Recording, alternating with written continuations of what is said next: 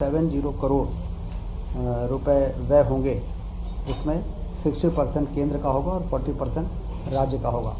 और आंगनबाड़ी केंद्रों के निर्माण में जो लगभग 12 लाख में बनेगा, वो पूरी की पूरी फंडिंग केंद्र सरकार के द्वारा की जाएगी।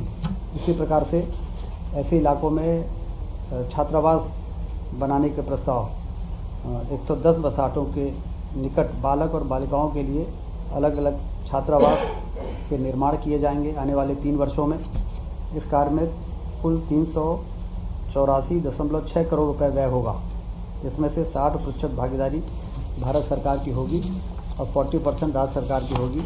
राज्य शासन ने आज कैबिनेट में अपनी भागीदारी को सुनिश्चित करने के लिए अलग से बजट लाइन खोले जाने हेतु और इस पूरे राशि को मंजूर करने के लिए मंजूरी दी है। इसी प्रकार से मल्टीपर्पज़ सेंटर बनेंगे। बहुउद्देशीय केंद्र विशेष पिछड़ी जनजाति क्षेत्रों में 11 गतिविधियों के लिए बहुउद्देशीय केंद्रों का निर्माण होना है। इन केंद्रों की कुल लागत 75 करोड़ रुपए प्रति केंद्र है। इससे हम अंदाज लगा सकते हैं कि कितना बड़ा इंफ्रास्ट्रक्चर उन क्षेत्रों में बनाए जाने की योजना है। 100% वित्तीय सहायता भारत सरकार देगी इन केंद्रों को बनाने में जो भी खर्चा आएगा। प्रत्येक केंद्र निर्माण के 2200 वर्ग फीट भूमि की आवश्यकता होगी। इसमें से 1605 वर्ग फीट भूमि पर भवन का निर्माण होगा और भूमि आवंटन का कार्य जिला कलेक्टर करेंगे। मध्य प्रदेश में 284 केंद्रों के निर्माण का प्रस्ताव भारत सरकार को भेजा गया है। इसमें से 125 केंद्रों की स्वीकृति भारत सरकार द्वारा मिल गई है और इस मंत्रिमंडल की स्वीकृति के बाद इस पर तेजी से काम शुरू होना है। विशेष पिछड़ी जनजाति बाहुल क्षेत्रों में सड़क निर्माण के लिए भी प्रस्ताव लाया गया। प्रधानमंत्री ग्राम सड़क योजना के जो मापदंड हैं उसके अनुसार सड़क बनाई जाएगी। पिछड़ी विशेष जनजातियों की 100 तक की जनसंख्या वाले गांवों को भी पक्की सड़क से जोड़ा जाएगा। अभी तक प्रधानमंत्री सड़क योजना 250 तक की जनसंख्या को जोड़ने का रहा है, लेकिन इस योजना के आ जाने से प्रधानमंत्री जनमन से ये फ़ायदा है कि 23 जिलों के ऐसे पिछड़ी जनजाति क्षेत्रों में अब 100 तक की भी यदि जनसंख्या है तो प्रधानमंत्री सड़क से वहाँ पर सड़क बनाए जाएंगे। कुल 981 संपर्क विहीन बसाहटों में 2403 किलोमीटर लंबाई के 978 मार्ग एवं 50 पुल बनाए जाने का लक्ष्य है। अपने आप में बहुत बड़ा काम है कि उन इलाकों में जो सुदूर संपर्क विहीन रहे हैं वहाँ पर हम 2403 किलोमीटर की सड़क बनाने का काम इस जनमन योजना के अंतर्गत अब मार्ग प्रशस्त हो जाएगा। इस कार्य में 3 वर्षों में 2454 करोड़ रुपए का निवेश किया जाएगा। मतलब लगभग हर वर्ष 800-900 करोड़ रुपए सड़क पुल में खर्च किए जाएंगे। विशेष पिछड़ी जनजाति बाहुल क्षेत्रों में आवास का भी इसी प्रकार से, जैसे हमने आंगनबाड़ी केंद्र की बात की, फिर मल्टीपर्पज़ केंद्रों की बात की, फिर सड़क पुलियों की बात की, और अब इसके साथ ही वहाँ पर रहने वाले आदिवासी के मकान यदि प्रधानमंत्री आवास से स्वीकृत नहीं किए हैं तो उसको भी मिशन मोड में स्वीकृत किए जाएंगे। प्रति हितग्राही आवास निर्माण के लिए 2 लाख रुपए दिए जाएंगे। इसके अलावा मनरेगा से अकुशल श्रमिकों की 90-95 दिवस के बराबर 27,000 रुपये की राशि तथा स्वच्छ भारत मिशन से शौचालय निर्माण के लिए 12,000 रुपये की राशि दी जाएगी। मध्य प्रदेश में 1 लाख से अधिक लक्षित हितग्राही परिवार इससे लाभान्वित होने वाले हैं। सड़क एवं आवास मिलाकर 4,604 करोड़ रुपए का बजट प्रावधान किया जा रहा है। 4,604 करोड़ अपने आप में एक बड़ी राशि की स्वीकृति आज मंत्रिमंडल ने दी है। इसके अलावा आगर मालवा में एक नया विधि महाविद्यालय खोलने की स्वीकृति प्रारंभ करने का निर्णय लिया है।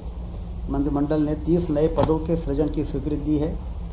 कॉलेज की स्थापना पर 2 करोड़ 19 लाख रुपए से अधिक का आवर्ती और अनावर्ती व्यय होगा। कॉलेज के लिए पृथक भवन का निर्माण किया जाएगा। इसके लिए अलग से राशि का प्रावधान किया जाएगा। चिकित्सा शिक्षा भर्ती नियमों में संशोधन का भी एक प्रस्ताव मंजूर हुआ है।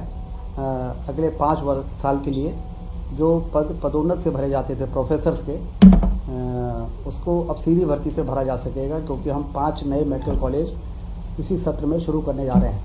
सिवनी, श्योपुर, नीमच, मंदसौर और सिंगरौली। ये नए जो शासकीय मेडिकल कॉलेज शुरू होंगे उसमें लगभग असिस्टेंट प्रोफेसर 70 से 75 की आवश्यकता पड़ती है, फिर एसोसिएट प्रोफेसर 46, फिर प्रोफेसर 24, कुल मिला के 150 पद होते हैं। तो यदि हम इसको पदोन्नत से भरेंगे तो फिर हम जो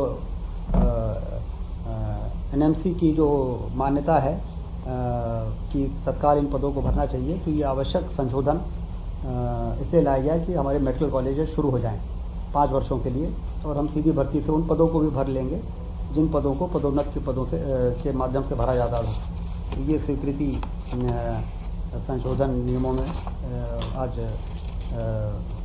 मंत्रिमंडल ने की है। विद्युत वितरण लाइसेंस में संशोधन किया है। हम सब को मालूम है कि मुहासा बाबई एक बड़ा इंडस्ट्रियल एरिया हम लोगों ने डेवलप किया था पिछली सरकार में।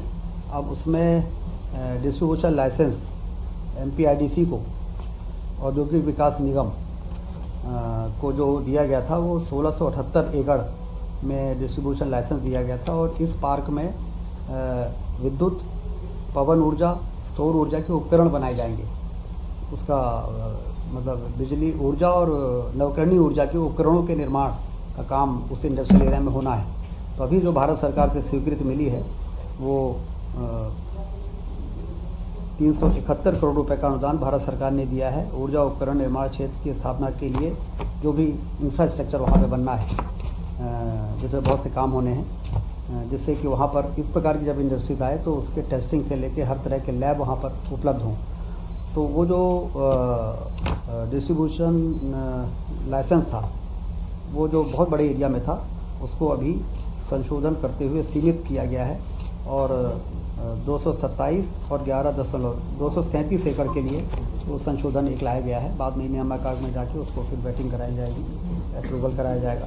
तो ये भी एक हुआ है। इससे हमारा जो इंडस्ट्रियल एरिया है उसमें निवेश आना तेज़ी से शुरू हो पाएगा। तो ये निर्णय हुए हैं, और बस इतने